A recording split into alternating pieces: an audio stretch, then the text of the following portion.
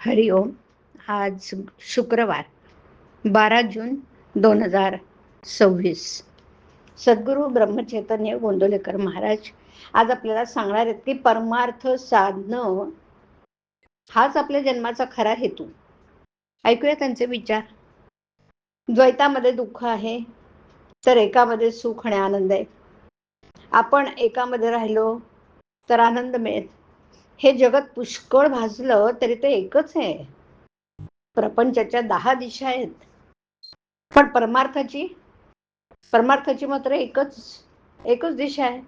तिच्याकडे आपण लक्ष द्यावं. काही न करणे अर्थात मनाने हा खरा परमार्थ. परमार्थामध्ये उपाधी मुळीच नाही. नाही म्हणजे किती नाही, तर मी सुद्धा तिथे नाही. प्रपंच हा द्वैत आहे, त्याचे अवडंबर मोठं असणारच. आपल्याला आपल्या जगण्याचा अंतिम हेतू जोपर्यंत कळला नाही तोपर्यंत प्रपंच करणं हे ध्येय आपण समजतो. वास्तविक मनुष्य प्राणी हा देह आणि मन दोन्ही मिळून आहे. म्हणून त्याने ऐहिक आणि पारलौकिक दोन्ही गोष्टी साधल्या पाहिजेत. परमार्थ साधणं हाच आपल्या जन्माचा खरा हेतू आहे.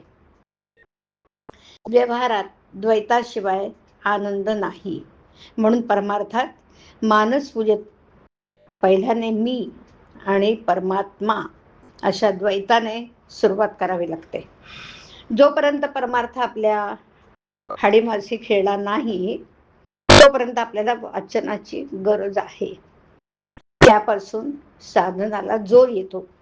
मन भगवंताकडे गुंतवण्यासाठी काय करावं हे पाहावं. एक बाप आपल्या मुलाला पोहायला शिकवित होता. बापाने मुलाला पहिल्या प्रथम घोट्या इतक्या पाण्यात ढकललं, आणलं, आणि नंतर ढोपरा इतक्या पाण्यात आणलं. नंतर हळूहळू थोडं आणखी पुढे आणलं आणि एक दिवस त्याने मुलाला पाण्यात खेचून घेतलं. त्याप्रमाणे आपले गुरु आपल्याला परमार्थ शिकवित असतात. आपण पाण्यात उतरले मात्र पाहिजे. देहाने प्रपंच केला पण तो फळाला येत नाही, म्हणून संतांनी नामस्मरणाचा मार्ग सांगितलाय. पण आमचं शहाणपण, आमचा अभिमान नाम घेण्याच्या आड येतो. त्याला काय करावं? हा अभिमान दुसरा कोणी उत्पन्न करतो असं थोडंच आहे. आपल्या ध्यानातही येत नाही. इतकं सूक्ष्म असं वासनेचं बीज आपल्यात कुठेतरी दडलेलं असतं आणि त्यामुळे लौकिकाची अभिलाषा सुटत नाही. याकरता संतांनी एक मार्ग सुचवलाय आणि तो म्हणजे नामस्मरणात राहून विषयाची उर्मी उठून न देणं. प्रपंचातली विघ्न ही सूचना वजा असतात.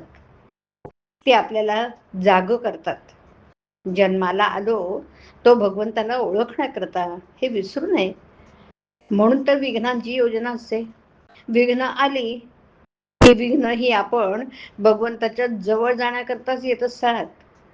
तेव्हा त्यांना न घाबरता भगवंताच्या नामातच स्वतःला विसरून द्यावं. हाच परमार्थाचा सोपा मार्ग आहे.